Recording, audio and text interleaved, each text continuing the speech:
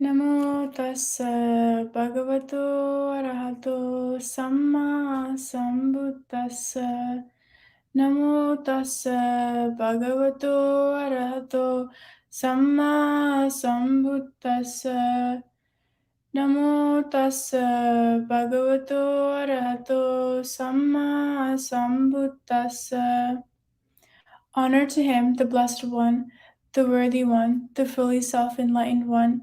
My utmost respect to the perfectly enlightened Samma Sambuddha, the noble doctrine of the Buddha, and the noble Mahasangha, the disciples of the Buddha. Hello, dear Dhamma friends. Welcome to week number 26 of our special Dhamma Talk series. Under this weekly Dhamma Talk series, we will be covering some really important topics on Theravada Buddhism to help benefit our community around the world. I certainly believe this effort by DHAMMA USA is going to open up more horizon of Dhamma knowledge among our community. We are so delighted to have Venerable USA Sumana as our guest speaker today.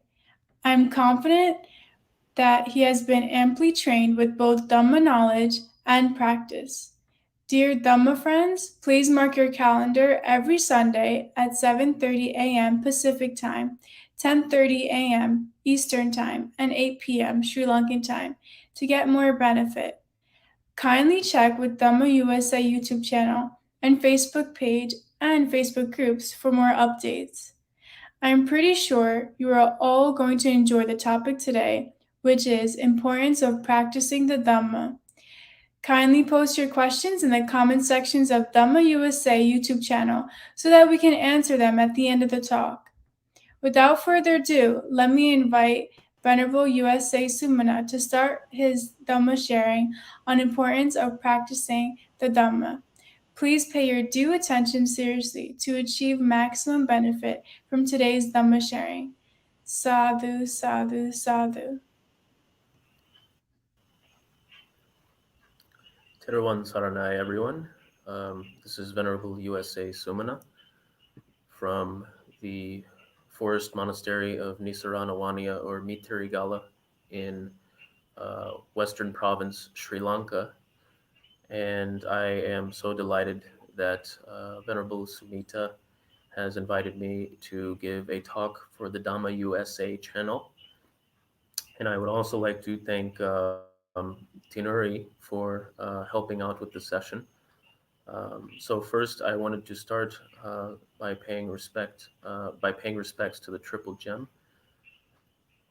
Namo tassa bhagavato arahato samma sambuddhassa.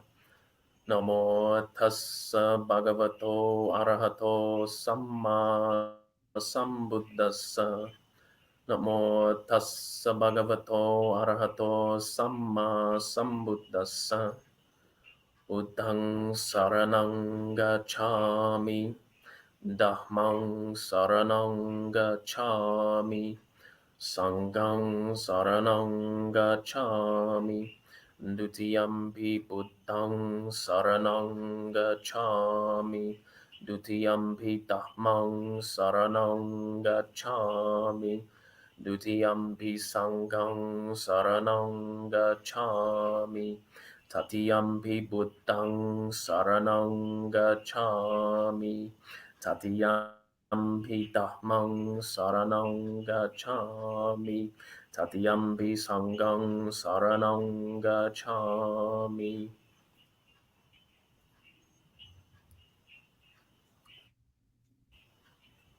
Homage to him, the rightly self-awakened one. So, I am here today. Once again, thank you to Venerable Sumita for inviting me to give a talk for the Dhamma USA channel. Once again, my name is Venerable USA Sumana. I am an American novice monk or samanera who currently lives at a very, you could say, renowned forest monastery in Sri Lanka called Nissarana Vanaya or Meetirigala. And so today my talk with you all is about the importance of practicing the Dhamma. And the reason why I would like to start by saying one of the reasons why it's very important to practice the Dhamma is because the Dhamma is ehipassiko. So ehipassiko means come and see for yourself. So when the Buddha was teaching the Dhamma, he would tell people, ehipassiko, come and see for yourself. He would not impose or uh, tell people to just believe him because he was saying what he was saying. And so ehipassiko is very important. You need to actually see the benefits of the Dhamma in order to have faith in the Dhamma, in order to want to practice the Dhamma even further, continue practicing the Dhamma. You need to ehipassiko, you need to come in and see for yourself, and you need to observe the benefits of the practice of the Dhamma.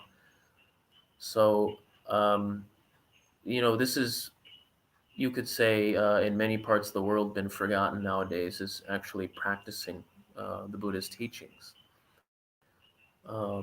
So many people in uh, Asian countries, even in the West, where you have converts to Lord Buddha's teachings, such as myself. I'm an American, a Westerner who was raised in a Christian household, and I became a Buddhist when I was 18.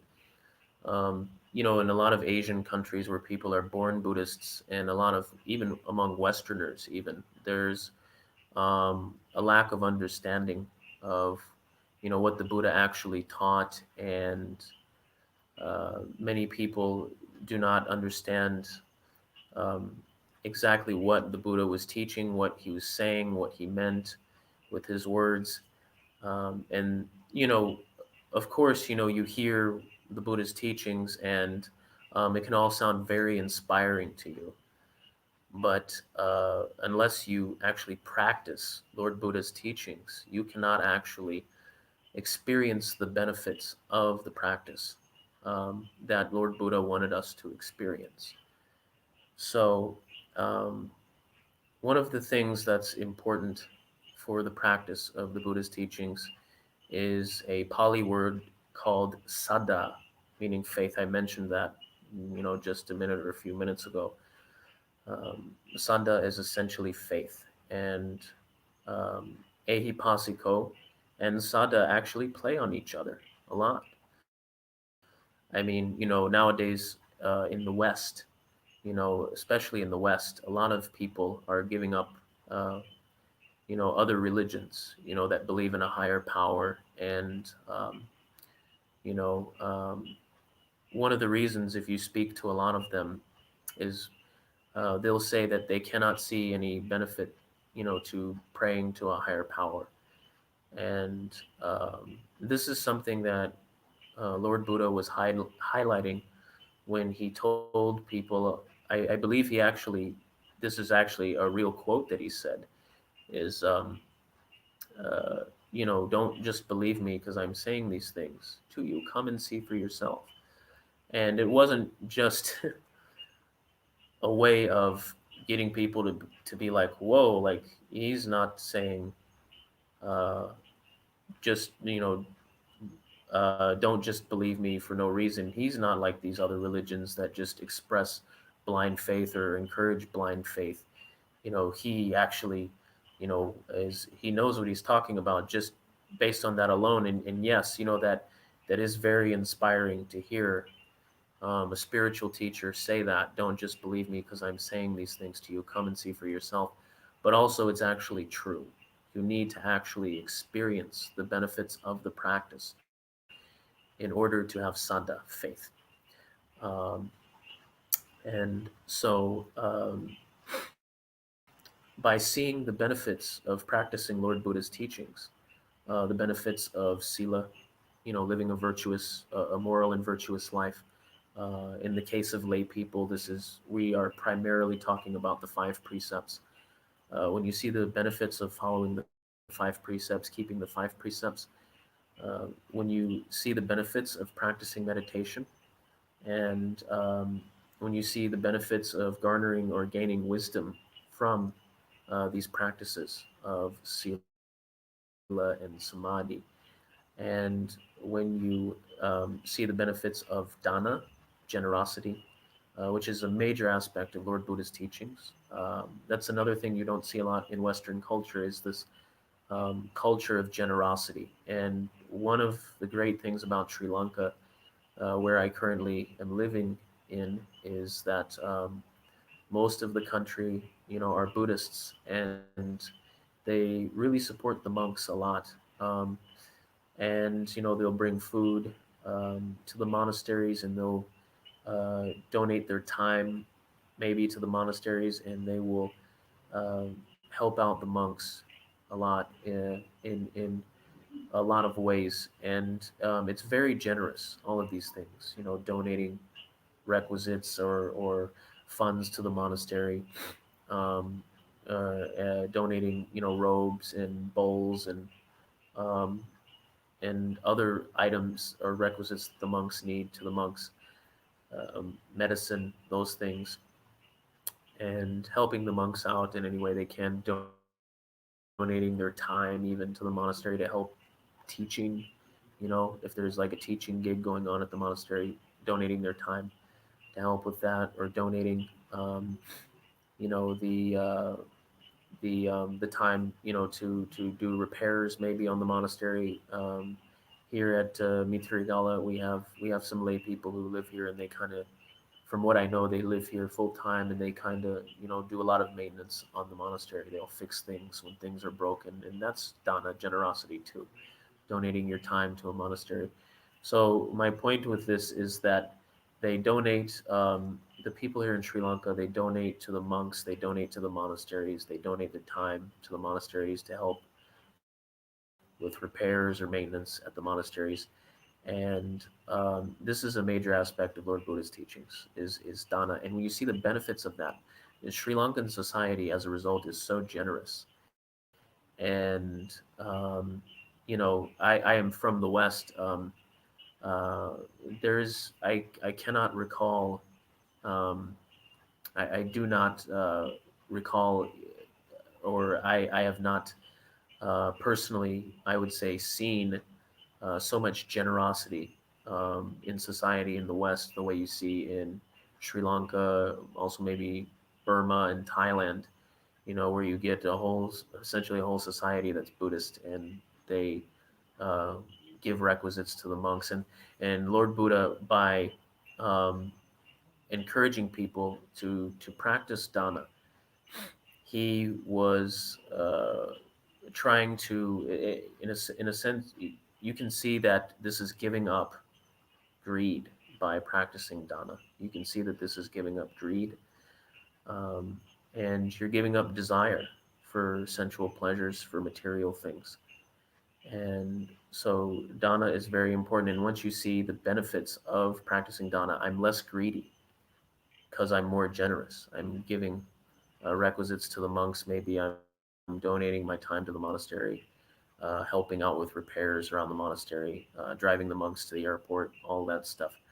When you see the benefits of this, practicing generosity, giving up greed, um, giving up desire for sensual pleasures, you gain saddha or faith from this.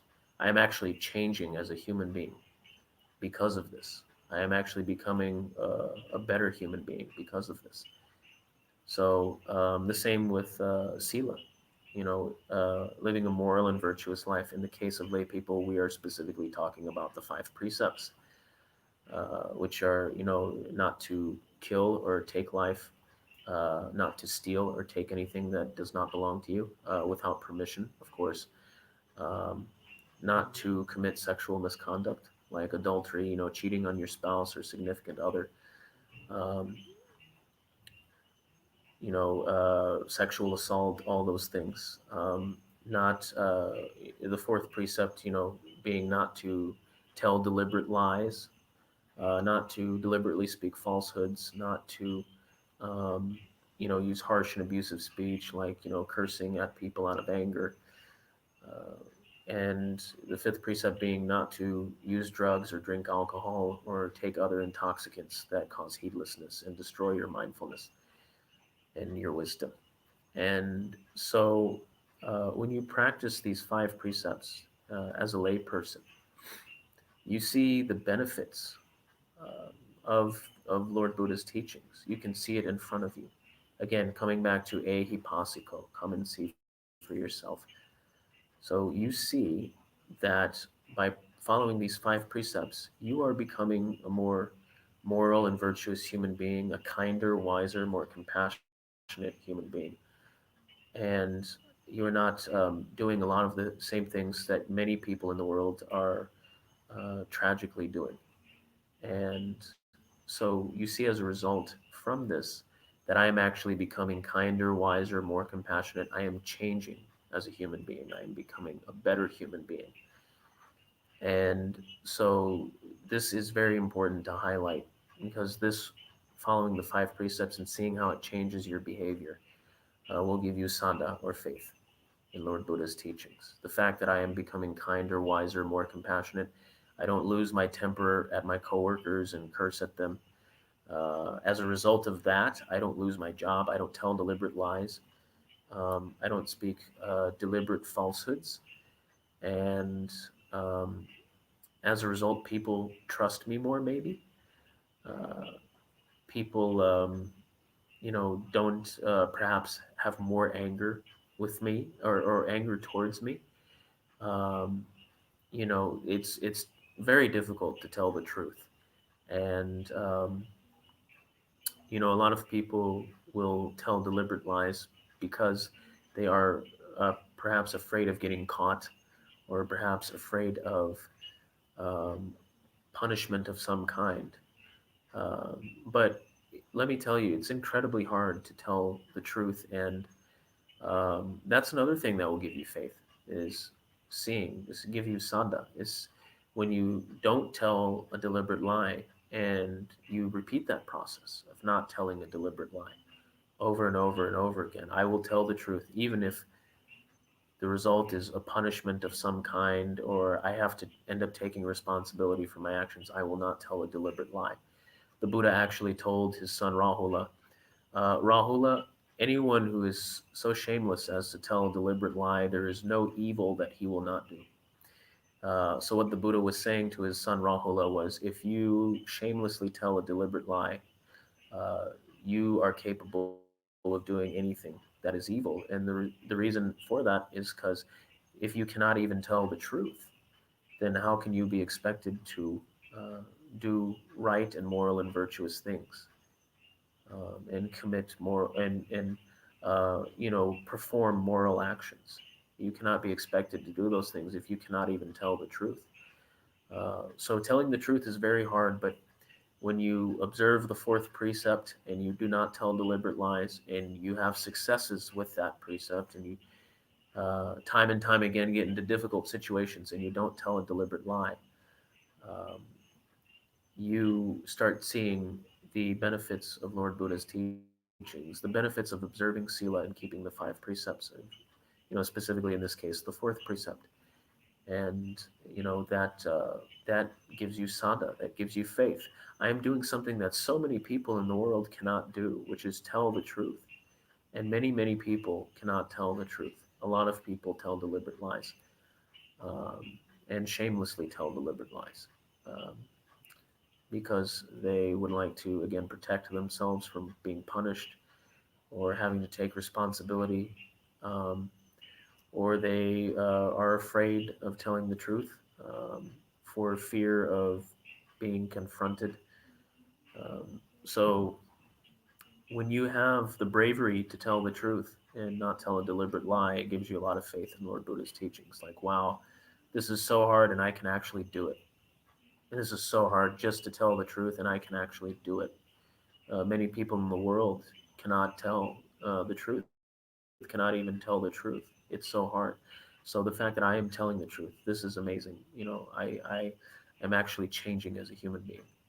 Um, and I feel less fear and I feel uh, less worry and anxiety when confronted with difficult situations. Um, and so that reduces your suffering in so many ways, being free of the fear and anxiety of being in difficult situations by just telling the truth. And also the courage and bravery to tell the truth when a lot of people are not able to do that. This will give you sada or faith. And so uh, the fifth precept of um, drinking alcohol, or the fifth precept is to refrain from drinking alcohol um, and using intoxicants like drugs and other things that intoxicate you and destroy your mindfulness and cause you to become heedless. Many people, they will, after a long day at work, they will go out to the bar and maybe drink, to relax. That's mainly the reason why people drink. I would assume is because they want to relax. They've maybe had a stressful or hard day at work. They want to relax a little, so they drink alcohol, and it gives you this numbing effect, more or less. I'm gonna let loose, cut loose, kind of just relax. Maybe talk to some people here at the bar, have a good time, and just kind of forget about the day. I don't, want to think about anything else related to my job or any responsibilities I may have. Um, I just want to have a good time, and um, not that a person would be inherently an awful person for that, but what is the reason why people drink or consume alcohol is for these reasons. They want to relax, they want to have a good time, and so of course, many people they become intoxicated and they lose their mindfulness and they get into maybe a fight at the bar, or they go home and they hit someone in their family because they're under the influence of alcohol, or maybe they get into a car accident as a result of being under the influence of alcohol. So you see all these problems that these people are getting into by drinking alcohol. All this suffering and all these problems that they have in their lives as a result of drinking alcohol and using drugs too. Using drugs intoxicates you as well, and many of the same things will happen if you use drugs. And in fact, nowadays we have drugs that can kill you. Uh, you just inject it into your body, and supposedly it's supposed to give you some amazing high, and it ends up killing you. Uh, you see this how using drugs and alcohol actually harms you, not just mentally, physically as well. So when you stop using drugs and alcohol and you refrain from using drugs and alcohol, and you see, I'm not getting into car accidents. I'm not going home and beating up any of my family members because I'm under the influence of an intoxicating substance. I am not, uh, I'm not coming into my job late because I was out partying and drinking all night long last night and, losing my job as a result. I am not uh, doing other unskillful actions, things that cause harm to me and other beings as a result of me refraining from drinking alcohol and using drugs. So this gives you sadda. Again, this gives you faith. Ehipasiko, coming back to ehipasiko. Come and see for yourself. I can see that me not using drugs and alcohol is actually helping me. So um, this is a good time to bring up another topic that that I wanted to discuss, which is sambhega, spiritual urgency. So, as we all know, Lord Buddha was born a prince in India. He was born into wealth and luxury. I mean, opulent, opulent wealth and luxury. Think of people, who are the CEO of like Apple and, uh, you know, maybe Chipotle. In the United States, Chipotle is a famous restaurant chain. Think about these kinds of people who run these big businesses and how much wealth and luxury they have. And they can essentially just buy or get whatever they want just with the snap of the finger, essentially. And so Lord Buddha was born into, or think about, ancient kings from ancient societies, ancient emperors, like Chinese emperors, or, you know, um, kings in ancient societies. Lord Buddha was born into opulent wealth and luxury, uh, very similarly to these other ancient kings and emperors, and very similar to like CEOs of big companies nowadays. And he had everything that he wanted. He had palaces, he had a wife, he had a child, um, he had, uh, he had palaces, he had a beautiful wife, he had a wonderful child, he had a family, a nice family. He had all the dancers. From what I remember seeing, he had all the dancers that he wanted, or all the musicians, all the parties. Whenever he wanted some good food, he would always get good food, like almost like having your private chef. So he had everything, everything by worldly standards. And uh, from what I have seen, how the story goes, he did not actually leave his palace or palaces, um, however many he had. He did not leave the palace walls at all until the age of 29, uh, or so the history of Lord Buddha goes. Is that he, from what I have seen, is that he did not, excuse me, leave his palace walls until the age of 29.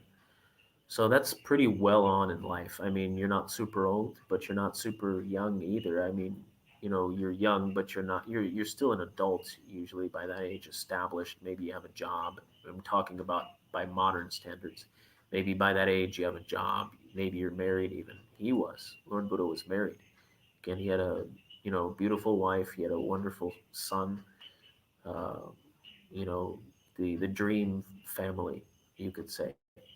Um, and he, with his charioteer Chana, he decided at the age of 29 he wanted to go out and see the world, and so he got his charioteer Chana um, to take him outside of the palace, and he saw four sights when he left the palace walls.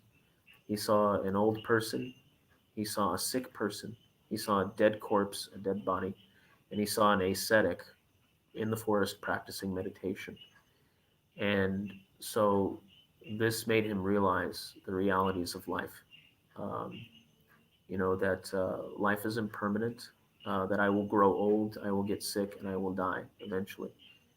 And clearly, the life that I am living cannot bring me happiness. There is no way. He had never seen these things before in his life, and he was absolutely destroyed by these things. Like his whole life or reality was destroyed. I remember this one. I think it was a children's book that I was reading about the story of Lord Buddha, and his charioteer Chana. From this version, at least of the story, his charioteer Chana said to him, the Buddha asks him,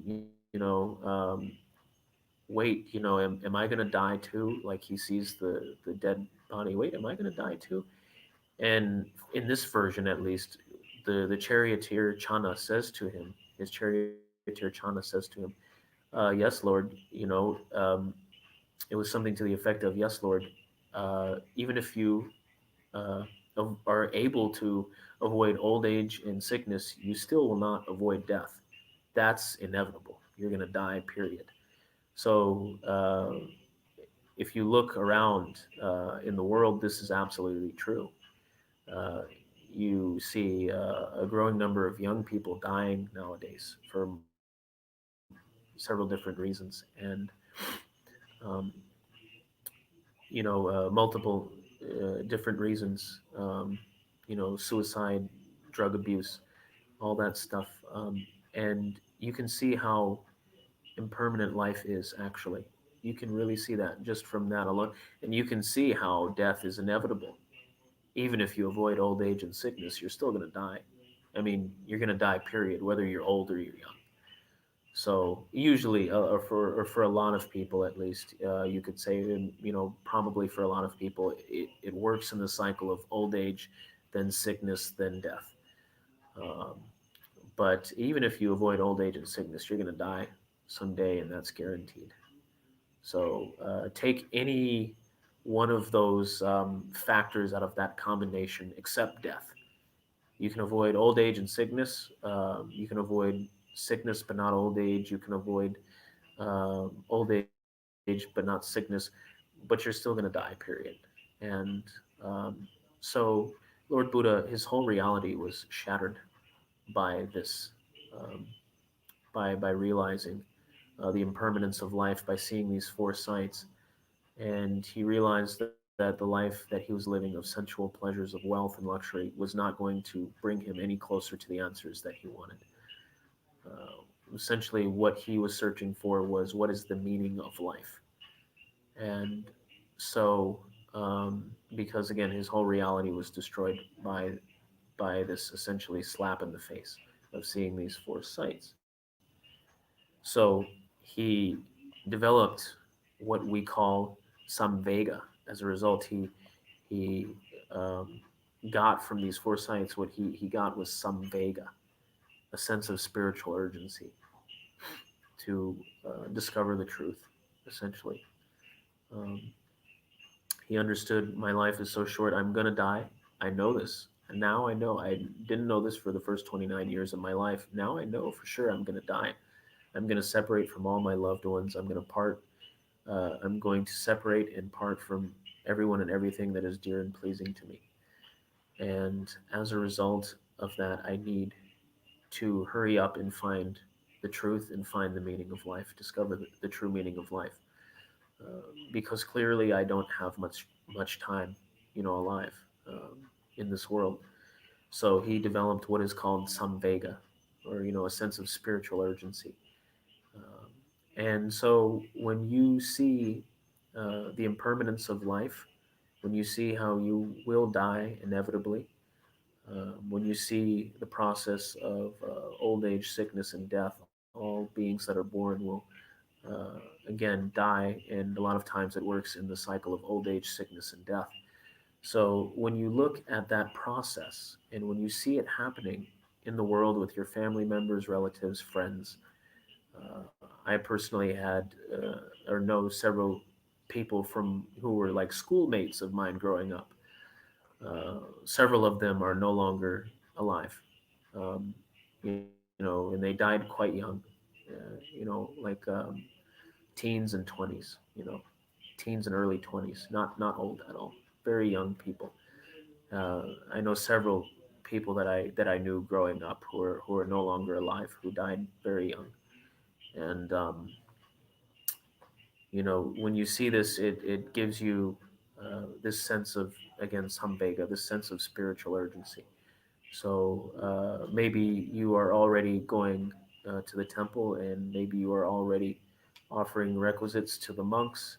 Maybe you are already, um, maybe you have not even uh, truly started to understand, the practical side of the Dhamma yet. You haven't started to practice. Maybe you have some theoretical knowledge, but you don't have any practical knowledge yet. Um, but when you see the inevitability of death, you understand that I could die at any moment and it could be tomorrow. We don't know if we're going to be in a car accident tomorrow. We don't know if we're going to, uh, you know, be in a plane crash. We don't know. These things just happen. It's a part of the truth of suffering. And so when you reflect on this reality that I could die, and even if I die a peaceful death, I'm still going to die eventually. Even if I'm 120 years old and I die peacefully, I'm still going to die eventually. And so when you realize this, it makes you wake up, and you could say, wake up and realize that I need to get going. I need to start actually practicing what Lord Buddha is teaching there. Maybe I have some theoretical knowledge now, but I really need to start practicing now. I need, you cannot just, as again, Lord Buddha would say, hey, Hipasi, go come and see for yourself. You cannot just understand the Dhamma through theory alone. You have to practice. You have got to practice in order to see the benefits of the teachings. The theory can give you faith. Yes, it's wonderful that we have a spiritual teacher who is teaching us, a true and a real and true path leading out of suffering.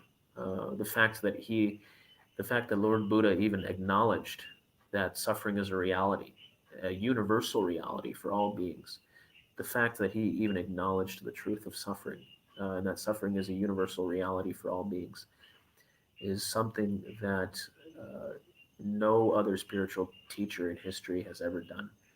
And it's certainly nothing I ever heard growing up, uh, personally. You'll see this in the world too. A lot of people, they'll experience suffering, but they won't actually fully know what it is. They just know, oh, I don't like this or I don't like that happened.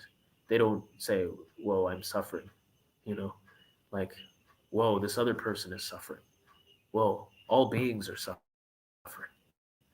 you know, all beings in the world are suffering. It's never like that. They'll just be like, ah, I don't like this or I don't like that, or but they don't actually understand what the deeper meaning beneath the surface of these events or occurrences is. So the fact that Lord Buddha is actually acknowledging the truth of suffering is something that no other spiritual teacher in history has ever done. So that can definitely give you faith, and reading his teachings theoretically, reading the theory and reading his teachings, but actually practicing uh, the Dhamma is practicing Lord Buddha's teachings is actually what gives you uh, most of the experience that you need in order to continue to develop saddha, faith, and samvega, spiritual urgency. Um, and so, next, I would like to read a verse from the Dhammapada, um, and this is Dhammapada, chapter one. Uh, the sutta, at least on dhammatalks.org by Thanissaro Bhikkhu, is called Pairs, but it's Dhammapada chapter 1. And so, what Thanissaro Bhikkhu says is, or I'm sorry, what the sutta says on Thanissaro Bhikkhu's website, what it says is, if he recites many teachings, but heedless man doesn't do what they say, like a cowherd counting the count, like a cowherd counting the cattle of others, he has no share in the contemplative life.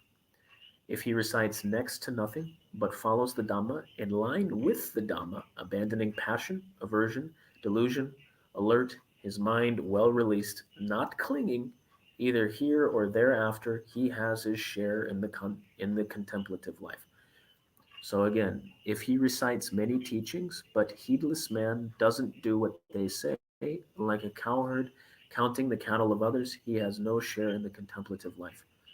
So this is important to bring up this verse of this sutta from the Dhammapada. Um, Clearly, um, what these verses are saying is that it's important to practice the Dhamma. Um, so, like a cowherd counting the cattle of others, he has no share in the contemplative life if he only recites the teachings but doesn't actually practice them. So, if you're reciting um, the teachings of Lord Buddha, but you're not actually putting them into practice. You're maybe reading the five precepts to someone, but you are not observing the five precepts yourself.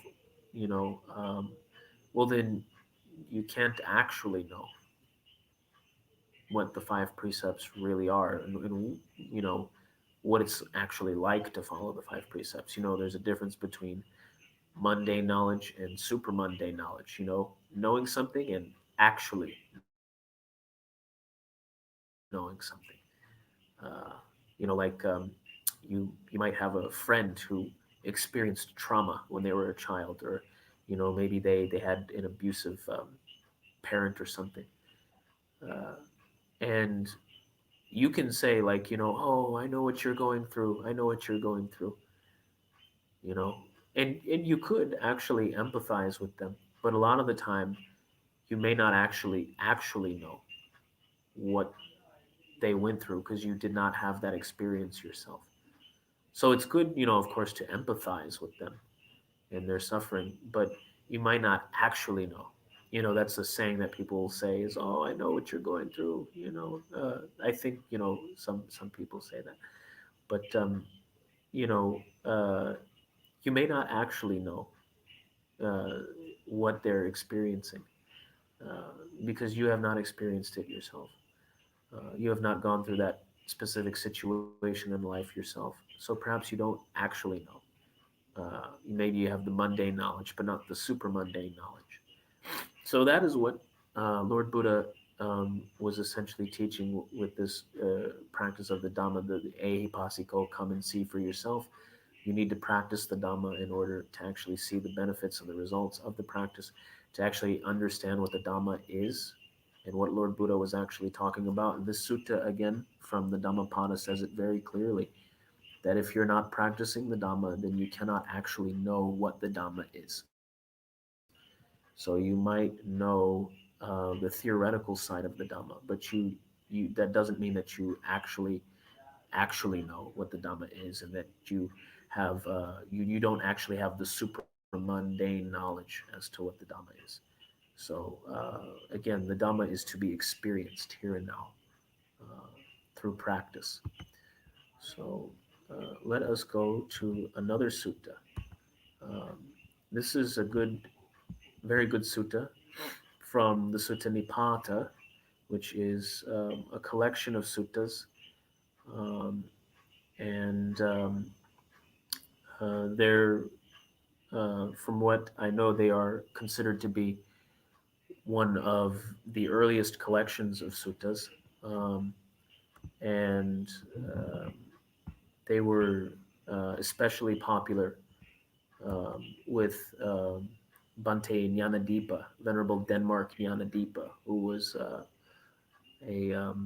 a French and Danish forest monk who lived here in Sri Lanka. He died a couple of years ago. He was a very he's an inspiration for a lot of the foreign or Western forest monks here in Sri Lanka because of his very ascetic, austere, and secluded lifestyle. He lived in almost near total seclusion his whole life, and he actually translated the Sutta Nipata himself. We've actually read his translations here at the monastery, some of the monks here. But he actually translated the Sutta Nipata himself, and he was a very, ascetic, very austere monk.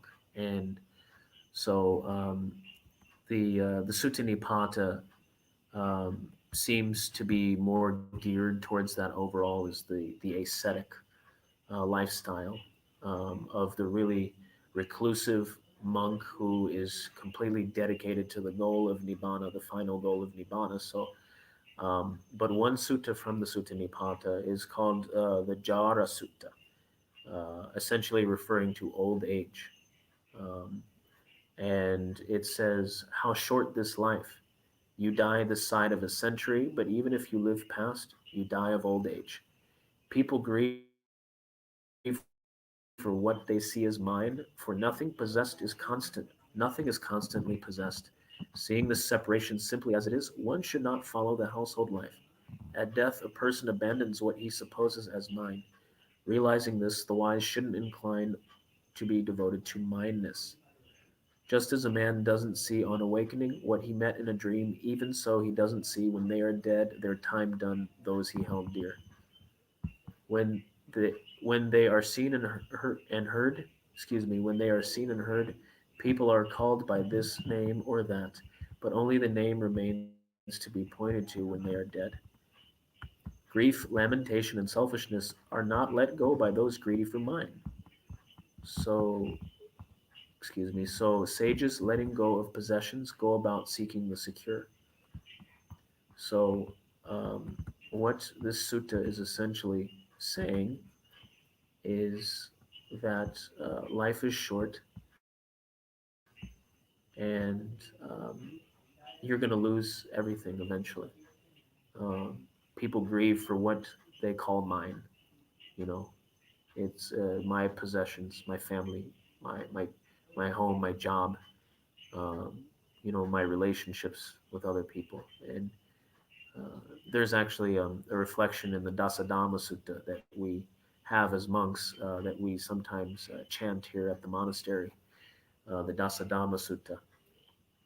And this this chant that we have is one of the reflections. It's the 10 reflections of someone who has ordained or gone forth, what they should consistently reflect on. And one of those reflections is there will be parting and separation from everyone and everything that is dear and pleasing to me. One who has gone forth should often reflect on this, meaning that my parents are going to die, I'm going to die, my children, if I have children, are going to die. Um, you know, everything that I love and consider dear to me is going to be separated. I'm going to separate from all of these possessions, anything that I consider mine. Um, you know, I will separate from everyone and everything that is dear and pleasing to me. So when you read this sutta, the Jara Sutta from the Sutta Nipata, and you reflect on the impermanence of life and how short life actually is, it gives you some vega, a sense again of spiritual urgency to practice the Dhamma, so that I can attain nibbana, freedom from suffering in this life, and so that I do not have to be reborn again and experience the same cycle of birth, aging, and death all over again, or for countless lifetimes. So that is um, another thing that I wanted to point out about Samvega, and that was again the Jara Sutta from the Sutta Nipata. And so next, I would like to talk more about Sila, Samadhi, and Panya, the three trainings.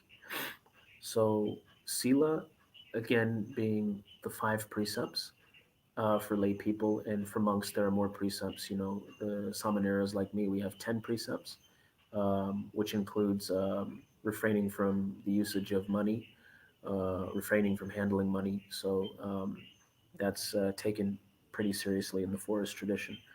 And other precepts like not eating after midday, and um, not not sleeping on a higher luxurious bed or sleeping place. Um, and all of these tie into sense restraint, further sense restraint. All of these precepts help us to be more sensually restrained.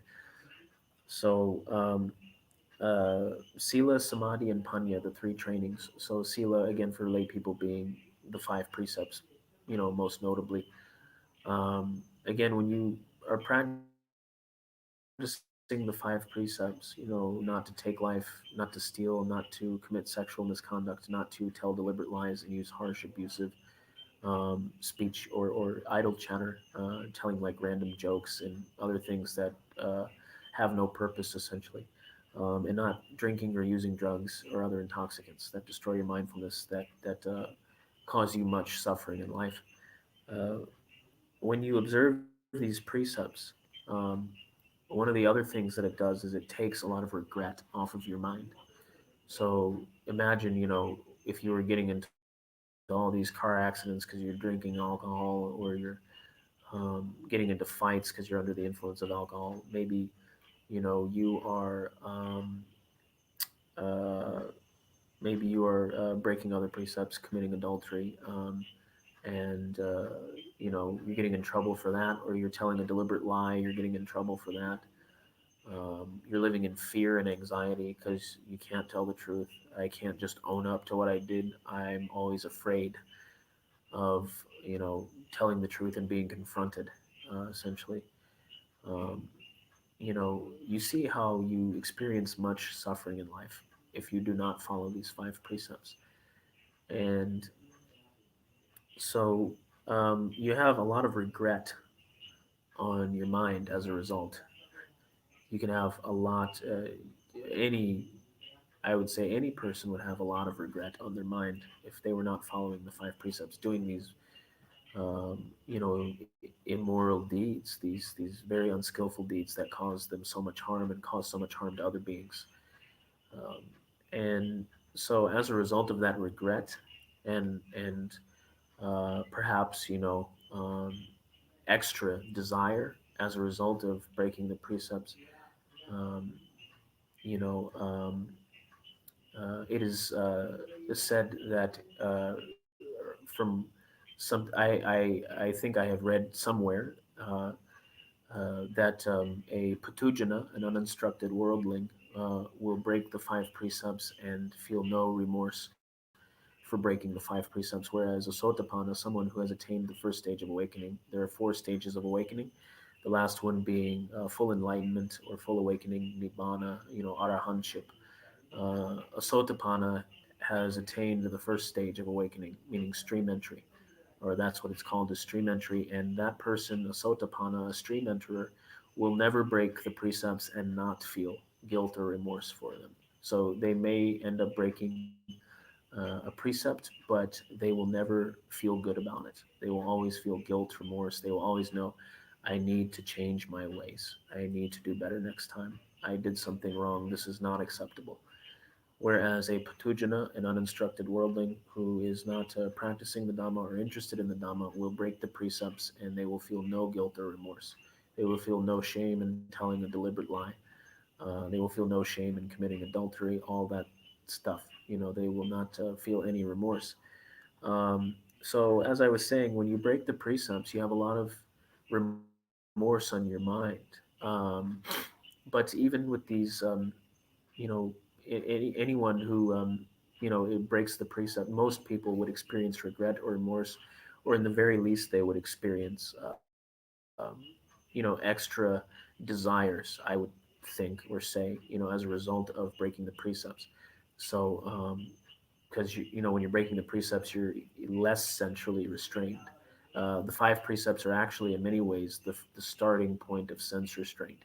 You're saying that I will not commit evil or immoral deeds just to gratify my own sensuality. So, um, someone who uh, breaks the five precepts is going to have either a lot of regret or remorse on their mind, um, or they are going to have, at least more desire or more desires in their mind, one would think. And so, um, this is going to make it very hard to go on into the next step of the three trainings, which is samadhi. Essentially one pointed concentration, or we could say in general, like meditation. Um, this is going to make it extremely difficult for them to have samadhi or one pointed concentration because their mind is going to be all over the place all the time with regret, shame, guilt, extra desires, all that stuff. So, they will have either regret or a lot of guilt or remorse or a lot of these desires in their mind, and that's going to prevent them from attaining one pointed concentration. So this is why following the five precepts is important. It's the starting point again of sense restraint. It helps you stop acting off of your desires so much and start seeing the wisdom in not committing unskillful actions in the name of gratifying your own sensuality. And it helps you to attain samadhi, one pointed concentration, because your mind is not full of this regret or remorse or all of these desires, making your mind wander all over the place. Um, so, from samadhi comes the third step in the three trainings, which is panya, wisdom. And so, from observing the precepts, keeping the precepts, and practicing meditation, you gain wisdom, panya, from that. And so, wisdom, again, can lead to faith and further samvega, even. Um, I'm sure that people who have experienced or have gotten wisdom panya in their practice have experienced faith or spiritual urgency from that panya. And panya again comes from the observance of sila, the precepts, and samadhi. One pointed concentration or meditation. And so these are the three trainings and that Lord Buddha taught, and um, panya is only attainable if sila is there and samadhi is there as well. So in the West, a lot of times, the emphasis you can see will be on meditation, but not sila. And so, as a result of that, um, a lot of the sila aspect of Lord Buddha's teachings has been left out. And as a result of that, you see that uh, a lot of Westerners who are converts to Lord Buddha's teachings, such as myself, who became Buddhists as teenagers or adults, you see that a lot of them do not make as much progress in their practice um, as a result of them not observing the precepts, not keeping the precepts or observing sila. You see that they practice a lot of samadhi, you know, but they don't gain any panya from it because they're not observing sila. So all three trainings are important. They all go together. You need sila, then you can have samadhi, then you can have panya. So you know, so a lot of, as I was saying, a lot of Westerners, they nowadays in the West, this has always been a thing in the West where a lot of people have left out sila in favor of just bhavana meditation or samadhi, and so they may be practicing that the samadhi or the bhavana. Um, but as I said before, if somebody's breaking the precepts, they're gonna a lot of times have a lot of regret and remorse, so they may not actually be able to attain the samadhi, the true samadhi or one pointed concentration. But also um, no matter how much bhavana or meditation they practice, they cannot gain any panya or wisdom from that. You know, even if they were to attain samadhi, likely they would not be able to get any panya from that true wisdom because they're not observing the precepts. So you need to keep sila, and then that helps you to cultivate samadhi, and then that helps you to cultivate panya, wisdom. So, uh, next topic that I would like to go over is uh, the Muni or sage ideal. So, there's a sutta in the Sutta Nipata called the Muni or the sage, and it's Sutta Nipata, chapter 1, um, uh, verse 12. Yeah, Sutta Nipata 1.12. And essentially, this sutta, if you decide that you want to read it on dhammatalks.org, what it says um, is, danger is born from intimacy, a home gives birth to dust, free from a home, free from intimacy, such is the vision of the sage. Um, who destroying what's born wouldn't plant again or nourish what's taking birth. They call him the wandering solitary sage. And he it says at the end, it says, slaying other beings, the householder is unrestrained. Constantly the sage protects other beings, is controlled. And then it says, just as the crested blue necked peacock when flying never matches the wild goose in speed, even so the householder never keeps up with the monk, the sage secluded in the forest doing jhana. So um, this is again highlighting the importance of practicing the Dhamma. The end, not that everyone will ordain and become a monk and a nun, or a nun. The Buddha understood that not everyone would ordain and become a monk or a nun. But if you go back to the suttas, a lot of the suttas are addressed to monks.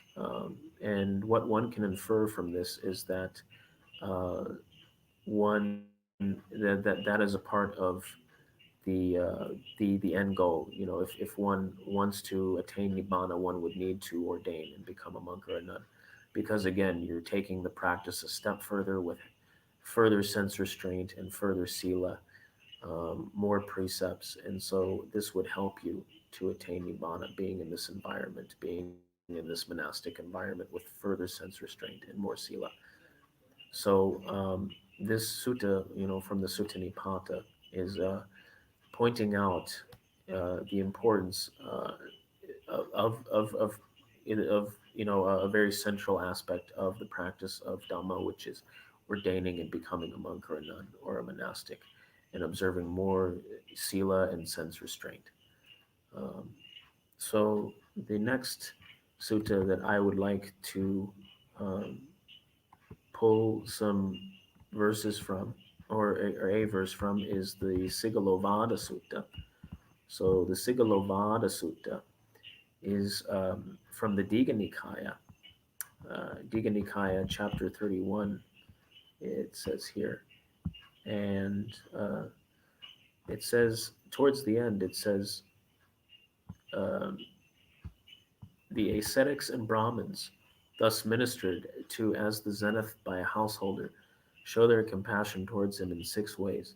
They restrain him from doing evil, they persuade him to do good, they love him with a kind heart, they make him hear what he has not heard, they clarify what he has already heard, and they point out the path to a heavenly state.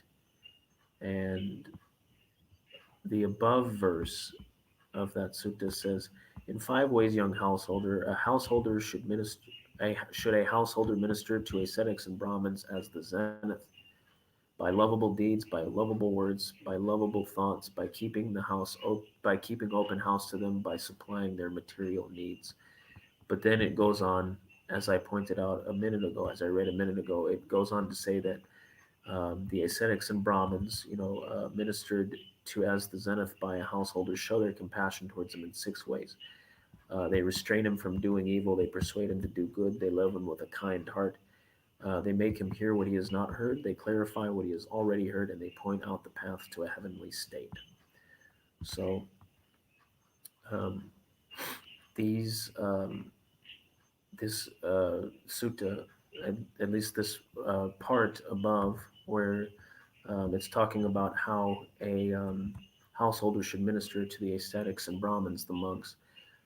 This part is pointing out the importance of dana, um, by supplying their material needs, and also of sila by using lovable words, by lovable deeds. So doing good instead of evil, doing skillful actions instead of unskillful actions. And then the monks, as it says below, minister to the householder, showing their compassion towards him in six ways. They restrain him from doing evil, they persuade him to do good, um, and these those two lines point out the importance of um, sila for householders. So monks would be teaching householders about the five precepts. Um, a lot of times when you go to the temple or the monastery, the monks will be teaching the householders, the lay people, about the five precepts. And so they um, it says again here that the monks make him hear what he has not heard, they clarify what he has already heard, and they point out the path to a heavenly state. So again, the monks are trying to again encourage the lay people to practice. That is what this is saying. The sutta, the Sigalovada Sutta, about the householder's conduct. And so, if I may go on to another sutta, um, this is one of the most important suttas out there. It's called The Fruits of the Contemplative Life, or the Samanya Pala Sutta. And this is from the Digha Nikaya. And this is a very long sutta, so I will not read it all. But it's from Digha Nikaya, chapter 2. And it's perhaps one of the most important suttas out there because it, at least in the case of monks, this in this sutta, King Ajatasattu, the son of King Bimbisara, has just murdered his father, King Bimbisara, and he's feeling, you could say, a lot of anxiety over it, and he's not at peace. And so he goes to see the Buddha to have his thoughts cleared up, essentially, to get advice from the Buddha. Because again, he has just done this very evil deed. He has murdered his own father, who was a follower, an ardent follower of the Buddha. And so, as a result, King Ajatasattu will be reborn in the hell realm, uh, and as a result of his unskillful actions. Um, you know, the hell realm in Lord Buddha's teachings is not a permanent state. You eventually, once your karma or kamma wears off, then you will be reborn into a more fortunate state and perhaps be able to hear the Dhamma and attain Nibbana. That's what happens with King of Janasattu, it says, is that, he will be reborn in hell for killing his father, which is one of the five acts leading to immediate retribution. Um, but you know, as a result of his support of the Buddha, after speaking to him in the sutta, he will eventually be reborn in a more fortunate state. After his time in hell is done, he will be reborn in a more fortunate state, and he will be able to hear the Dhamma and I believe it says attain awakening as a private Buddha. But um, yeah, yeah, attain awakening as a private Buddha. So um, this is that's a good thing to point out is Lord Buddha's teachings are free of dogma. So it's hell is not eternal, as with King Ajatasattu. It's not eternal, as you see with King Ajatasattu. Um, it is um, it is it is a state of immense suffering, but it's not permanent. It is impermanent. Eventually, King Ajatasattu, just like anyone else who is reborn in hell, he uh, it says that he will be reborn in a more uh, fortunate state and attain awakening as a private Buddha there. So once he has attained that more fortunate rebirth, he will attain awakening as a private Buddha. So hell in Lord Buddha's teachings is not eternal. Um, and so I wanted to quickly go over some central aspects of, or a central aspect of the Samanya Pala Sutta, where Lord Buddha is addressing essentially the fruits of the contemplative life to King Ajatasattu. And he is talking mainly, we can see from what we can tell, he is telling King Ajatasattu about this gradual training. Um, at least in the case of monks, he is speaking about a gradual training. So he speaks to King Ajatasattu about the first visible fruit of the contemplative life. He speaks to him about then the second visible fruit of the contemplative life, and then he speaks to him about the lesser section on virtue, the intermediate section on virtue, the great section on virtue. And he then goes on to talk about sense restraint. Lord Buddha talks about sense restraint after that. He talks about mindfulness and alertness. He talks about contentedness. Then he talks about abandoning the hindrances. Then he talks about the four jhanas. Then he talks about insight knowledge. So then he talks about the mind made body, and then super normal powers and clairaudience and mind reading and past collect a recollection of past lives and the passing away and appearance of beings and reappearance of beings. Excuse me. Um, so and then finally from yeah finally it says at the ending of effluence.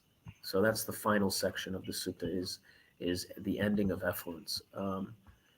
Again, this is on Tanisaro's Bhikku's website, dhammatalks.org.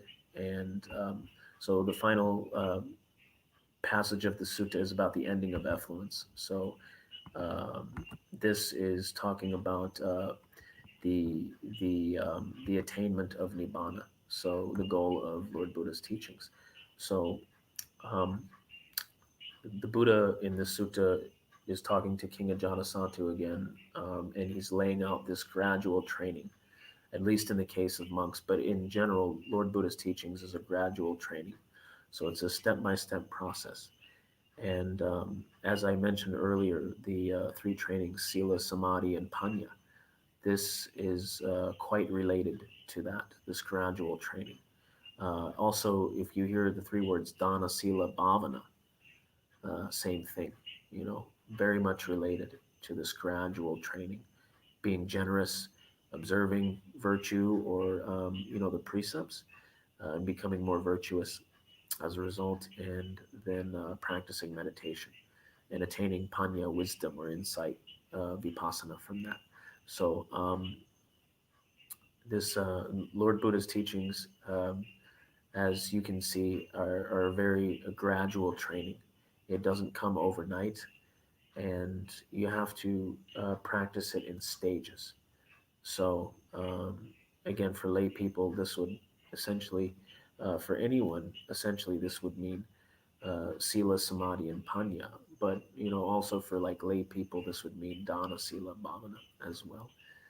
And so, um, this is uh, the end of my talk, and I hope that everyone here has heard about the importance, or has gotten an understanding of why it's important to practice the Dhamma in this life itself. Um, and theory again is important. It's important to read the books and understand Lord Buddha's teachings. I mean, that's why we have the suttas and Vinaya, Lord Buddha's original teachings, the canonical readings. But just reading the teachings alone cannot actually um, help you to fully understand the Dhamma. You need to practice. You need to experience the benefits for yourself. Imagine, remember how I was talking about earlier. Imagine you have a friend who experiences trauma as a child. You're both grown up now, maybe, but you have a friend who experienced trauma as a child, and you say, "Oh, I know what you're going through." They're upset about it. "Oh, I know what you're going through." um, and perhaps you do, and it's good to have empathy for them and sympathize with them, and perhaps you do somewhat understand what they're going through, but you don't have that super mundane knowledge. Again, what I said earlier, you may know, but you don't really know, because you were not there. And so, this is what Lord Buddha is talking about from the beginning, middle, and to the end of the training is, you need to practice, practice, practice, practice. Lord Buddha is always, is and the suttas, Lord Buddha, they're always making subtle references um, to these things about the practice, and how to practice correctly. Uh, and you can again see from that sutta, um, from the sutta from the Dhammapada. I will read that one more time before the end of the talk. If he recites many teachings, but heedless man doesn't do what they say, like a cowherd counting the cattle of others, he has no share in the contemplative life. If he recites next to nothing, but follows the Dhamma in line with the Dhamma, abandoning passion, aversion, delusion, alert, his mind well released, not clinging either here or hereafter, he has his share in the contemplative life. Um, so again, this is that verse alone um, is pointing to the importance of practicing the Dhamma. You know, um, if you just say the teachings, if you just read them, you know, you can maybe understand what they're saying theoretically. But if you're not actually practicing, if you're not doing things like dana, sila, bhavana, if you're not cultivating Sila, Samadhi, and Panya, developing Sila, Samadhi, and Panya, you cannot actually know what Lord Buddha is talking about.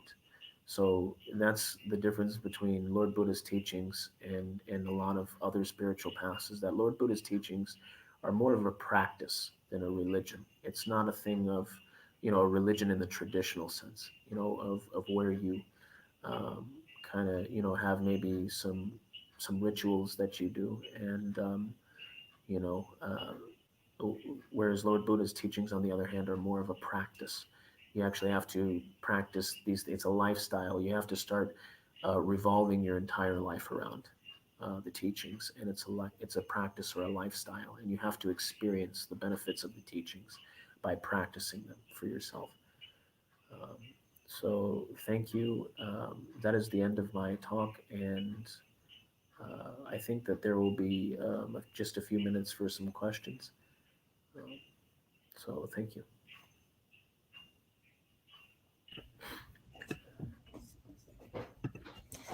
Thank you so very much, Venerable USA Sumana, for this profound speech on importance of practicing the Dhamma. I'm sure all our Dhamma friends around the world were benefited today. We will take up your questions now, and we encourage you to post your questions in simple language through the Dhamma USA YouTube channel. So, the question we have today is from Bhavani. Namaste, what is meant by vipassana, contemplation, and yoniso manadikara?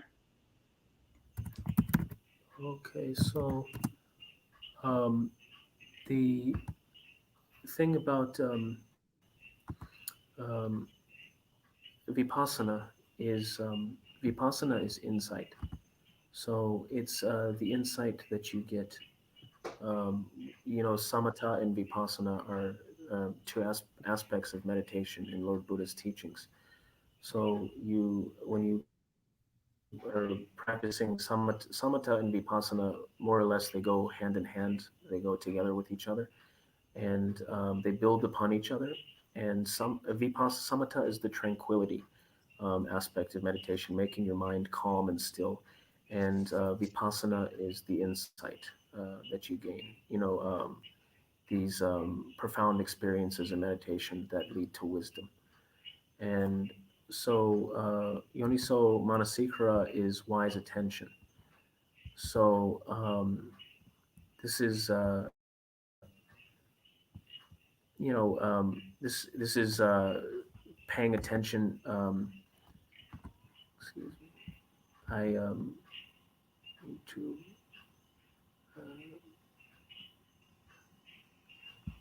It's wise attention. Yoniso manasikara is wise attention, and um, it's that is the definition of yoniso manasikara. So I don't I can't say that I have the most knowledge on the all the aspects of yoniso manasikara, but it is wise attention. So um, Okay, thank you for that, Bante. So we have another comment here. Strange, most humans practice clinging and support others attaching to mind. No wonder we suffer so much. yeah, yeah,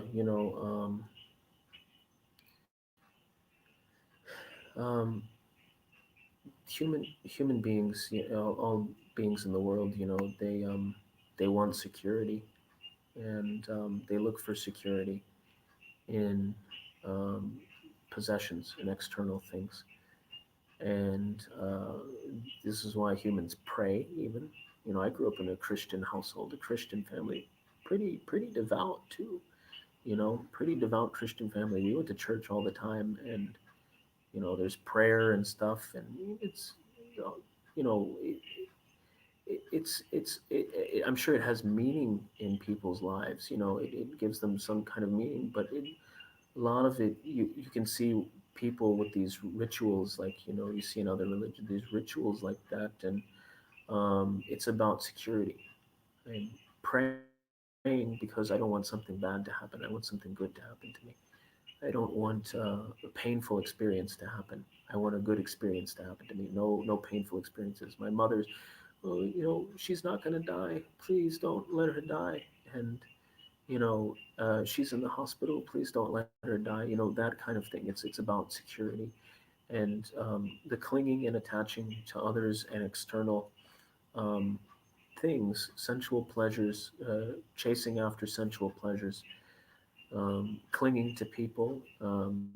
It's humans, living beings in general, have a desire, an immense desire for security, and so they look for that security in sensual pleasures, in wealth, in material things, and only to have this stuff taken away from them in the end. Again, all conditioned things are impermanent. So people, they look for security in these external objects or things, um, but they fail to realize, oftentimes, as Lord Buddha taught, they fail to realize um, that uh, we, we have to be responsible for our own life and our own happiness. We cannot depend on these external objects or things or experiences to make us happy. Because they are all impermanent. All conditioned things are inevitably impermanent. So we cannot depend on these external things for happiness. They are insecure, actually. Even though we look for security in them, they are actually insecure.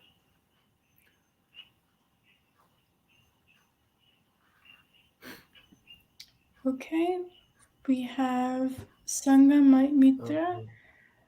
saying Bandami Bante. What is the difference between Bhavana and Pradhara?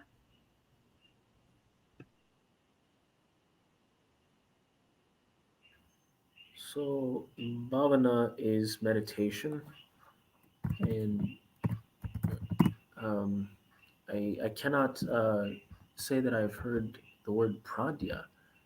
Perhaps um, uh, I have not heard the word pradya, at least not often. Um, but but you mean bhavana, and is it panya perhaps? I can tell you the difference between bhavana and panya.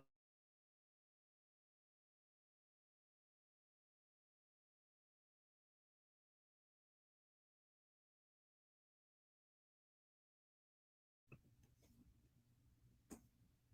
Oh, look, it looks like there is a technical difficulty on Bante's end.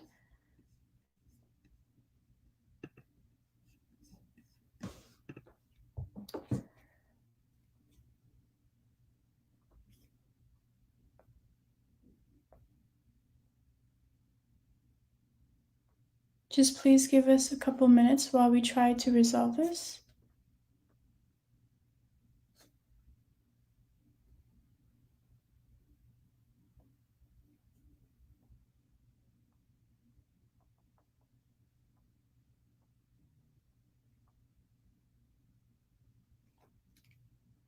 Okay, so until Bante is back on, I will be continuing. Oh, so Dhamma, okay, so Dhamma USA, it should be Bhavna and Panya. Okay, so the comment from before was about Bhavana and Panya. So the question that was asked was, oh, okay, Bante, is everything good on your end? It's a little iffy, It's kind of there's a little you could say the connection is a little off, but Okay, no worries. I don't know if it's a So, problem here. We've been getting a lot of rain in Sri Lanka the last few days, so oh, right, okay. like it's been raining. Like there were, I think, like 2 days where it was just raining like all day, and I think we may have gotten some rain today. I can't remember, but yeah, it's been raining. Yeah. I see. Yeah, I forgot you were in Sri Lanka. You know, Um, Okay, so the there are question also was, like oh, I'm sorry. Go ahead. oh, I was saying how the question that was asked before was about Bhavana and Panya. Okay, okay, yeah.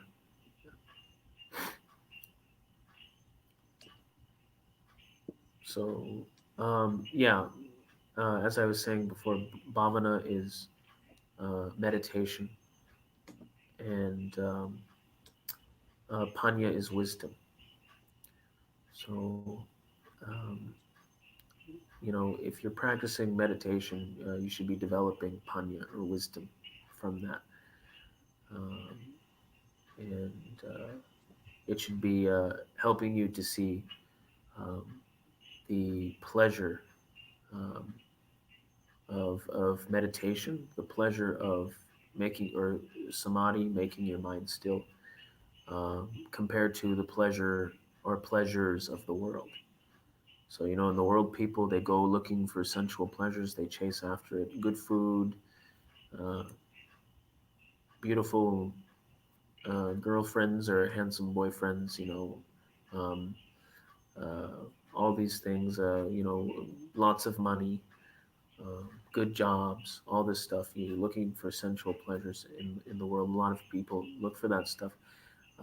What we're doing by practicing meditation, bhavana, samadhi, one pointed concentration, what we're doing by practicing these things is one of the insights that we should be gaining is that, or one of the aspects of panya or wisdom, or one of the insights that we should be gaining from this is how pleasurable it is to have your mind still rather than wandering all over the place, being anxious, being scared, being angry. That's the mind, that's the monkey mind wandering all over the place. And so when we develop um, samadhi, one pointed concentration, and again, that's tying into the practice of bhavana meditation. When we're making our mind still, one of the insights that we should be gaining, one of the aspects of panya or wisdom that we should be gaining from that, is that this is more pleasurable than anything that I have had in the world, any of the worldly or sensual pleasures that I've had.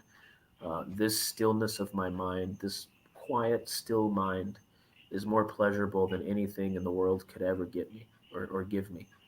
So that is one of the major insights that we should be gaining. One of the major aspects of wisdom that we should be gaining from the practice of bhavana meditation.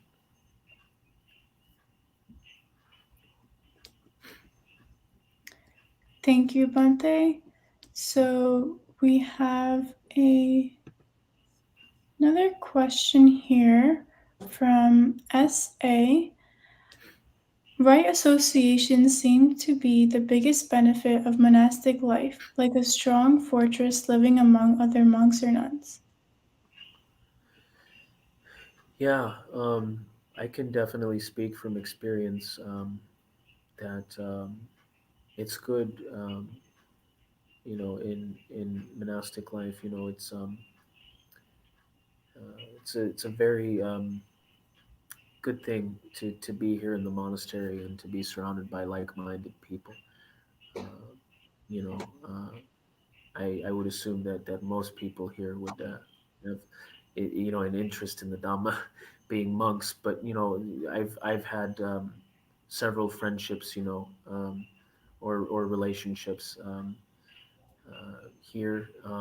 Relationships, I mean, with other monks here, and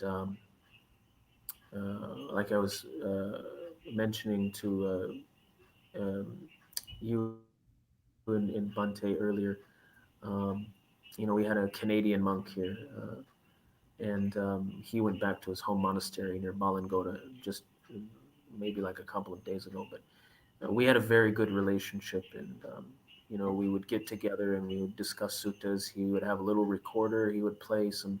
He had like some suttas recorded on there, done by Ajahn Brahmali, who's from Bodhinyana Monastery in Australia, and we would play those suttas on his recorder, and we would have a Dhamma discussion over these suttas.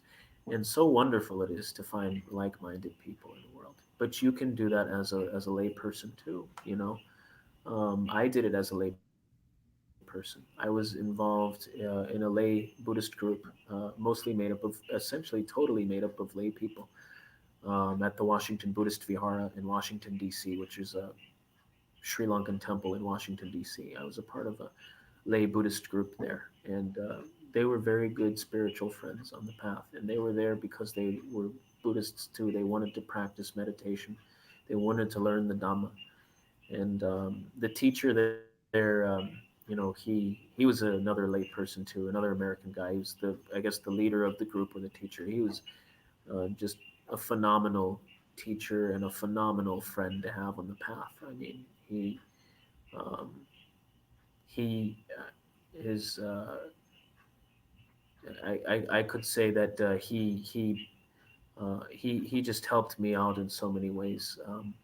As a teacher and as a friend and mentor on the path, um, and I really looked up to him. And it's always good to have like-minded people around you. Yeah, actually, that's one of the factors for stream entry, which is the first stage of awakening, is associating with wise and noble people, wise and noble individuals. Um, so you could say, in a lot of senses, this likely means associating with other Dhamma practitioners, other people who are interested in practicing the Dhamma, um, and who are familiar with Lord Buddha's teachings. And so, um, by associating with these people, you can actually gain a lot of faith in the practice. Seeing other like-minded people, seeing people who are just like you. Oh, they want to practice just like me. They want to practice the Dhamma just like me. I'm not the only person in the world anymore who's practicing the Dhamma. These people are too. So you see people who are like you, who are like-minded people, and that can increase your faith a lot. Um, and seeing how they actually live and breathe the Dhamma. As I said, of course, I know, good monks. Me as a monk myself, I know good monks who are very, uh, virtuous good monks, and they've been such good friends to me. Um, and but is also this teacher that I had as a layperson, who was also a layperson. He is a layperson too. Um, um, and he just was. Some people may not think about lay people as being, uh, you know, um, as uh, maybe wise, or as virtuous, as some maybe they don't look up to them. I should say, as they may look up to some monks, but I can speak from experience that he was just a wonderful friend and mentor on the path. And even though he was a lay person, he was not a monk. And So just having a group of like-minded people around you can really be supportive in your practice, can really help you. It can, again, give you a lot of faith in the Dhamma. When you see other people actually interested in the Dhamma, living the Dhamma. Again, this teacher that I had, I don't remember him. I could be wrong, but I don't remember him ever once, uh, in the two or so years that I was regularly, learning from him. I don't remember him ever getting angry at anyone in our group or anything, or like losing his temper at anyone, or even when something kind of uncomfortable came up. He would always, or maybe off topic came up, he would always just politely bring the discussion back to the Dhamma. And you know, he I don't remember him ever losing his temper at anyone. And seeing that, gives you a lot of faith. Somebody who can, again, live the teachings and respond in a way that, might sometimes be straight to the point and a little in your face, but also very compassionate, not coming from a place of anger. And uh, you know, um, I I would think that a lot of people could see that in somebody, somebody who is uh, teaching them in a compassionate way and uh, living the Dhamma, and it's it being expressed in their body, speech, and actions. Um, and it just has a profound effect on someone. I I would assume that it would have a profound effect on somebody. It is definitely supportive for your practice. Yeah. Okay, thank you for that, Bante. We do have another question from Sangamitra. So the question is, in five precepts, why it's not to take alcohol or drugs is placed at last, not at the beginning? Is five precepts only for humans? I read some Jataka tales that animals too keep uposatha. Okay. So the five precepts why it's not to take alcohol and drugs is placed at the last, not the beginning. Is the five precepts only for humans? I don't know if I'm entirely sure why it's placed at the last instead of the beginning. What I do know is that the five precepts is extremely important in distinguishing, um, uh, or it's one of the factors that is extremely important in distinguishing, a patujana, an uninstructed worldling, someone who doesn't have any interest in the Dhamma, and an Arya Savaka, a noble disciple, a noble student of Lord Buddha. So, um, these are the Pali words I'm using, the Pali terms, patujana, uninstructed worldling or commoner, and an Arya Savaka, a noble student or disciple of Lord Buddha.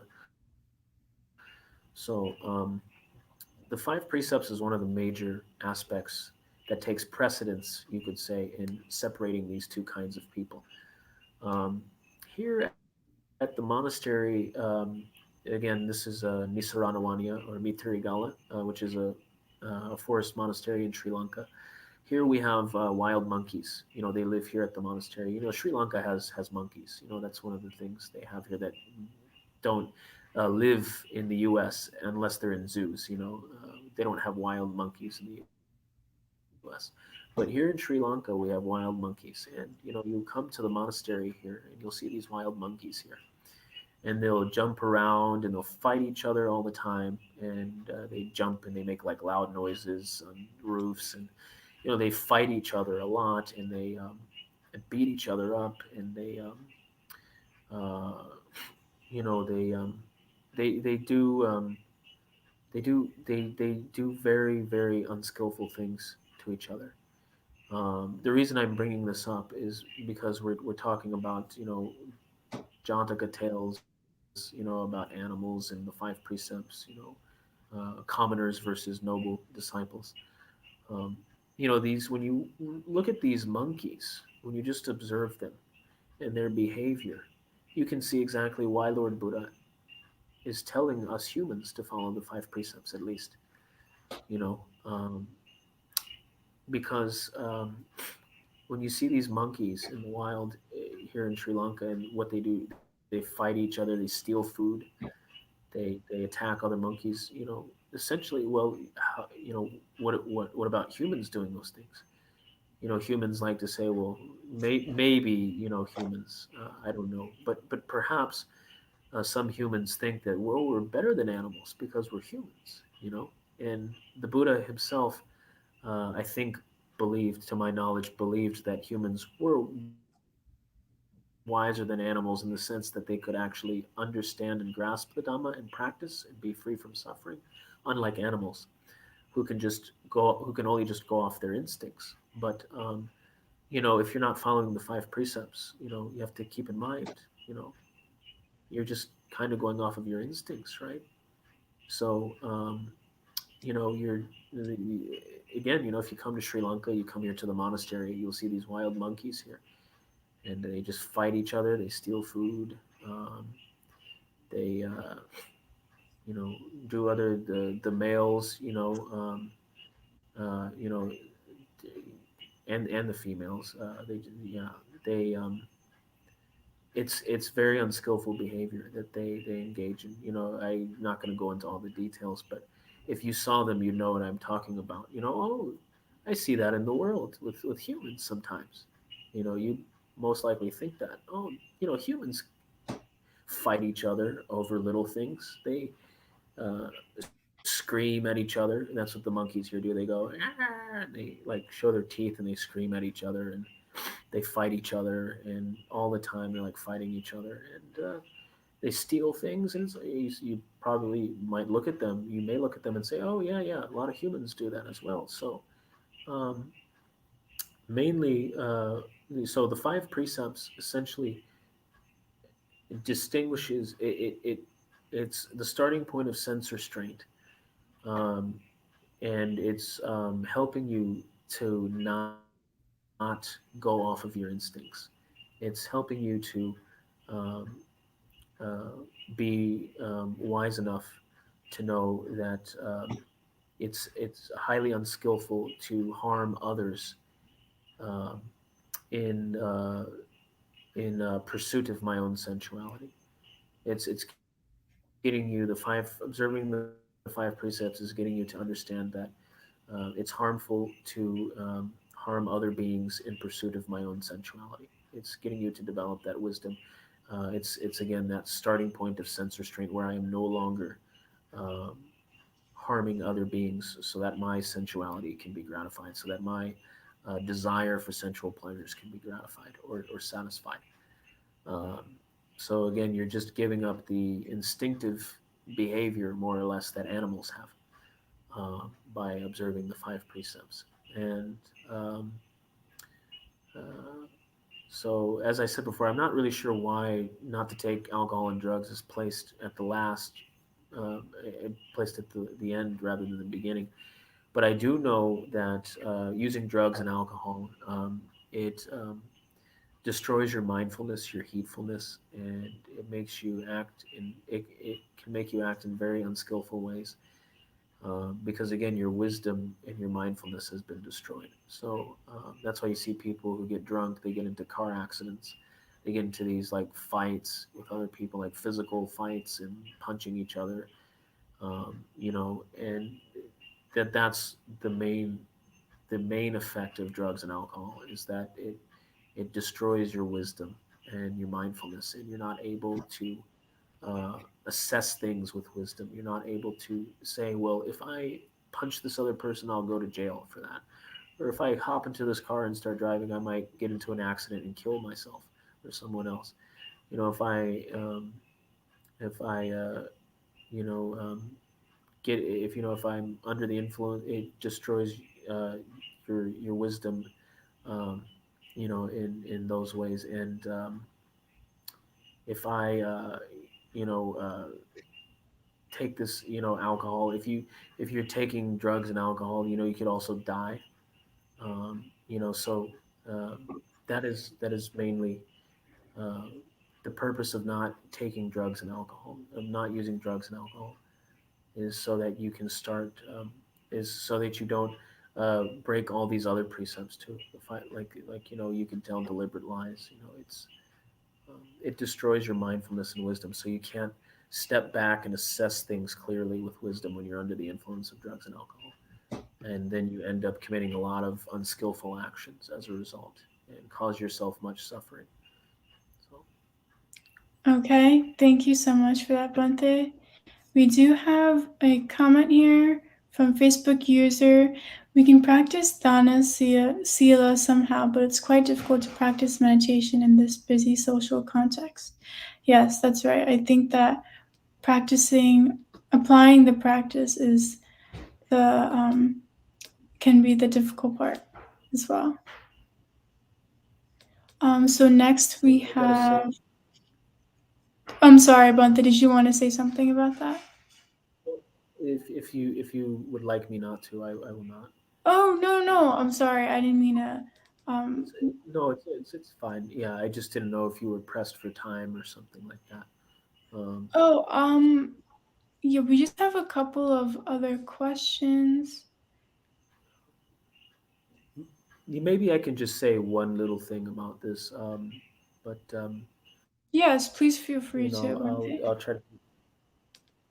I'll just try to keep it short and simple.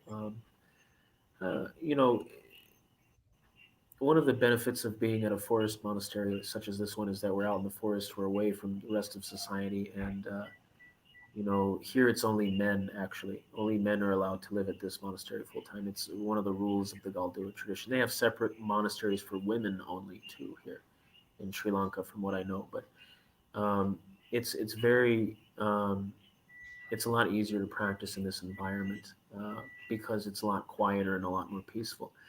So, you would need, I would say, a good thing to do if you want to get deeper into the practice of meditation. You likely want to go to places that are more quiet, maybe more out in the country, or further away from like loud cities, urban areas. You probably want to, you know, um, be perhaps you might want to go on a retreat at a monastery where you have an environment.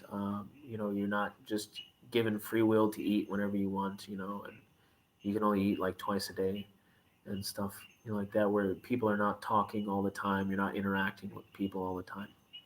Um, so, yeah. Okay, thank you, Bante. We have a question from DHAMMA USA. Theron Sarne Bante, how to control anger in our day-to-day life. Thank you. Okay. Um, so, this is a good question. Very good question. Um, uh, a lot of people, uh, I would think, feel anger. I think anger is a common, um, it's a common, I would say, defilement of human beings, of beings in general, animals and humans. But you know, um, just uh, from my experience, growing up, I got bullied um, on more than one occasion, and I think I felt a certain kind of way, a certain amount of animosity at first towards these people. But the wonderful thing was once I got into the Dhamma and started understanding the truth of suffering. And I think that really helped me a lot with any feelings of anger, animosity towards people, and you know um, that's I think where the main problem with anger, or the starting point of anger, comes from, is when you have this when you don't have this understanding that all beings in the world are suffering or do experience suffering. The first noble truth is the truth of suffering. So all beings experience suffering. It's a universal reality, and all beings, humans and animals, specifically, um, and they're just looking for a way, essentially, to end that suffering. So that's why they indulge in sensual pleasures. That's why they, do these unskillful actions. And, sometimes they may cause harm to you as a person. Somebody may cause harm to you, whether it's at your job or your, business place, or in some other social setting. Someone may say or do something that you don't like. But it's really important to understand that, again, all beings in the world are suffering. Understand the first noble truth, the truth of suffering, and that all beings are just trying to find a way out of that suffering. Maybe they don't know about the Dhamma, they don't know about the way out of suffering yet, or maybe they will never know, but in this life. But that is what all beings are really deep down inside looking for, is a way out of that suffering. So you have to be able to empathize with other beings, which is difficult for a lot of people, because again, they when they experience something like somebody does or says something they don't like, they have this personality view. So beings, they construct this personality view. I am this, race or skin color. I am this, class or gender. I am this, I am from this country, this nationality, and they construct this personality view around all of these things. And so, they feel under attack when someone does or says something they don't like to them, and they see it. The main point is that they see it from the point of, this is a personal attack on me. I, me. Why are you attacking me? This harms me. This is hurting me. Why are you attacking me? And instead of seeing it through wisdom, instead of seeing it through the lens of Dhamma, which is this other person is suffering, that's the only reason why they're doing this to me. So it's really important to replace wrong view with right view. That is one of the major things that needs to be done. I would say the most major thing that needs to be done in regards to controlling anger is that you need to replace the wrong view of, this is, a personal attack on me. This person is harming me. Um, I am hurt because of this. Why is this happening to me? Why me? Uh, and replace it with right view. You need to replace that with right view, which is, this person is suffering, or this animal. If this animal attacked me, uh, you know, this animal is suffering. They're just looking for a way out of suffering. This person, this animal, whoever is doing this harmful action to me, they're just suffering and they're looking for a way out of it, and it has nothing to do with me. And they're just expressing um, whatever pain or misery that they're experiencing. And Okay. harmful action is just an expression of that suffering. This harmful action that's being done to me is just an expression of that suffering that they are experiencing. And so that allows you to develop empathy for them. We have metta, loving kindness or loving friendliness, and karuna, compassion. So those things, once you replace the wrong view with the right view, the wrong view being, this is a personal attack on me, uh, with the right view of, this other person or being is suffering, and it has nothing to do with me. It's not my fault. Maybe they don't know better. They don't really. Again, earlier during the talk, I said knowing and really knowing. Uh, Sometimes when people lose their temper at someone else, or they maybe do something else to you, like maybe they I don't know, killed your family member, you know, or they said something really insulting to you. Uh, you have to think about it again, from a standpoint of, maybe they really did not know, like, really know. Maybe they did not really know how this was offensive, what they said to me.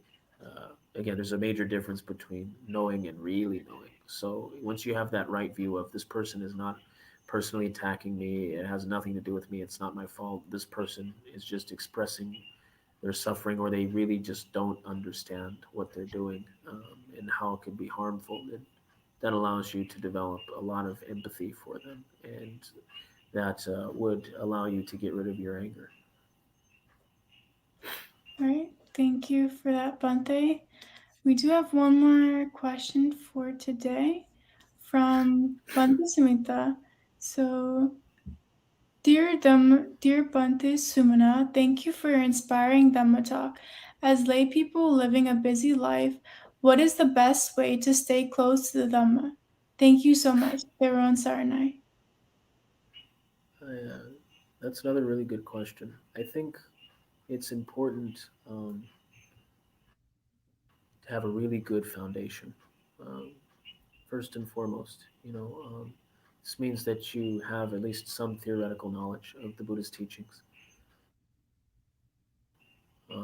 and really one of the things, I would say that could really help a layperson uh, stay close to the Dhamma in lay life is having either a few friends who are like-minded practitioners or having a community of some kind of like-minded practitioners. Um, it's so beneficial to have that around you, to have people who are observing the precepts, going to the temple, offering dana, observing the precepts, sila, who are actually living the teachings in their body, speech, and actions, body, speech, and mind. Um, so, as I mentioned earlier, I was involved in that lay Buddhist group at the Washington Buddhist Vihara in Washington, D.C. And we would get together mostly every Sunday and practice meditation together, maybe have an informal Dhamma discussion afterwards. And, you, you know, um, it's a whole nother world from being a practitioner of the Dhamma surrounded by people who are not interested in the Dhamma. And you know, it's it's very supportive for your practice to have like-minded people around you, and it gives you a really solid foundation. Because when you see people actually living and breathing the Dhamma uh, in their uh, in their thoughts, in their speech, in their actions, it allows you to it can help you to understand how you should behave or what you should emulate. Um, they also can encourage you to stay on the path. They can encourage you when you're having a hard time in your practice. Uh, they can clear up your questions when you have questions. Again, this lay teacher that I had at the Washington Buddhist Vihara, this leader of the group that we had, who was the main teacher, he was just um, such a great mentor and friend and teacher. And when people had questions, he would give them these wonderful responses.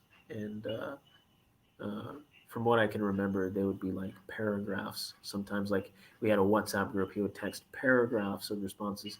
Sometimes he would go on for minutes talking about, from what I can remember, he would talk for minutes about, or with a follow up to someone's question, and he would just be very detailed about it. And it would, I would assume that people would have their questions cleared up from that. It was pretty good, those responses that he would give.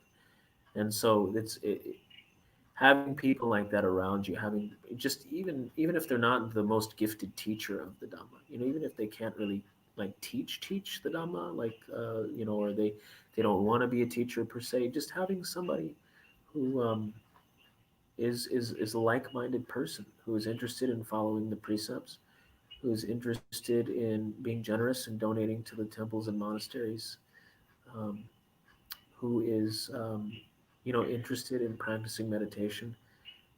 Having that person around you, or people or community of like-minded people around you, instead of having people who are not interested in the Dhamma at all, can really support you in your practice, and it can really help you out a lot. And as well as uh, just keeping up your daily practice, remembering to observe the precepts, remembering to practice sense restraint, uh, remembering to, if I break the precepts, to own up to them essentially, and try to do better next time. At here at Meetirigala, when a monk uh, breaks one of their training rules, they go and confess it. We have this thing called apati desana here, and so when a monk here breaks one of their training rules, they go and confess to another monk that I broke my precepts, and I'm making amends for it. And having that, again, like-minded person next to you, and supporting you, trying to help you make those amends, that can really help you out a lot. And again, it helps you stay close to the practice, taking that ownership for your actions. And so as a layperson, you kind of want to emulate that. I would say, when you make a mistake, you just at least want to know what I did wasn't right. If I break one of my precepts, I didn't do the right thing. It's not the end of the world, and all is not over, but I need to try to do better next time. What can I do to do better next time? And studying the suttas, studying Lord Buddha's original discourses, and going to the temple or the monastery as much as often as often as possible, and being again around a community of like-minded practitioners, um, keeping a daily practice of meditation, those things, trying to progress in your practice to the point where you can sit for not just 30 minutes, but maybe an hour now. You maybe start out at 30 minutes, but then an hour, and again, that gives you faith. Oh, I can meditate longer. My mind is wandering less clearly, you know?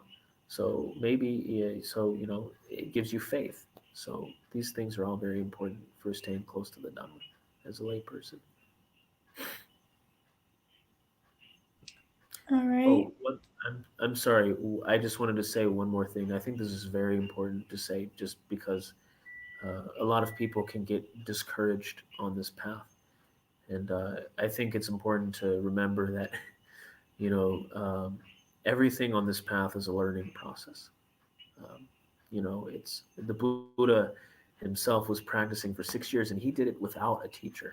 He had no teacher, no friends, no one like him, and he did it for 6 years, and he still kept going. And that's another thing that you can gain faith from, the fact that he did this all alone, and it's just wow, it just totally inspiring that somebody could do that all by themselves and could become enlightened all by himself. And uh, I'm sure he realized everything is learning process. You know, he starved himself and was really ascetic, and he almost died from it. And I'm sure he realized, well, this is a mistake. This is not the end of the world, but it's clearly not where I want to be. I need to go back to the drawing board. Just remember that everything is a learning process. So, thank you. All right. Thank you so much for that, Bante. Yes, a lot of the information that you have said today is very useful for both lay people and monastics. Um, so it looks like we're going to be wrapping up. With that, we conclude today's Dhamma sharing, and we look forward to meeting you with more insightful Dhamma sharings in the upcoming weeks. So let's keep our palms together close to our hearts and pay respects to Venerable USA Sumana with 3 sadhus. Sadhu, sadhu, sadhu. May you always be well, happy, and healthy, dear Venerable. Let's also keep our palms together close to our heart and pray that by the power of all the dana, sila, and bhavana activities that we all have performed during our lifetime and during our whole course of samsara, become one united power and may be shared with all celestial beings. May all wonderful celestial beings, including respectful Brahmas and Devas, and all sentient beings, receive this merit and share this merit and be happy and healthy wherever they are. May all your departed ones, including the late Acharya Upajaya's parents and all the other ancestors, all the departed ones also receive this merit. May they be well, happy, healthy, and safe wherever they are. May all of us be able to live life peacefully, comfortably, and with good health. May all of us and all sentient beings be able to attain the supreme bliss of Nibbana, the absolute peace and happiness at the end of our samsara. Thinking thus, please keep your palms together close to your heart and say sadhu 3 times. Sadhu, sadhu, sadhu. Sabbityo vivachantu. Sadhu, sadhu, sadhu. See you again next week at the same time. Good night and Theron Saranai.